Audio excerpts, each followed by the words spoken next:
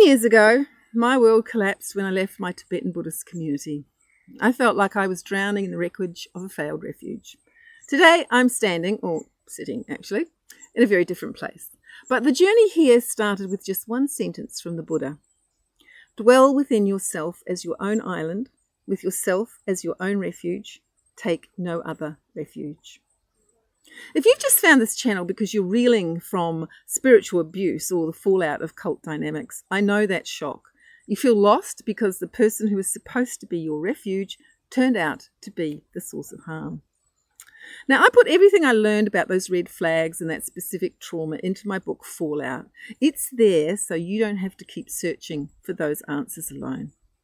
And the link, of course, is in the description. Now, of course, dwelling within yourself as your own island is harder than it sounds.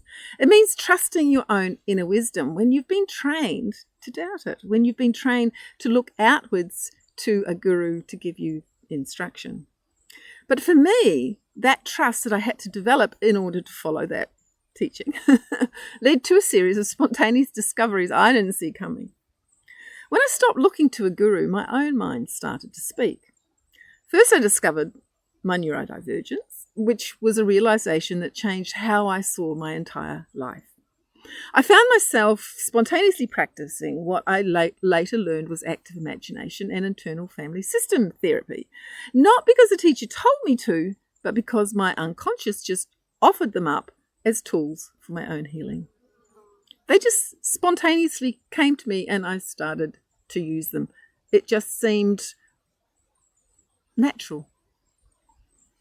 This inner trust led me to the healing power of this forest and to the art I now create, and eventually back to a kind of detoxed Vajrayana, a practice that came from within, not from an institution.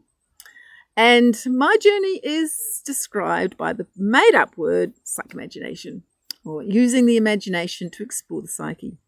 Now, writing books helps me to process all this, so I have a series that tells a story and shares my discoveries around the intersection of psychology, nature, and reclaiming the sacred on our own terms.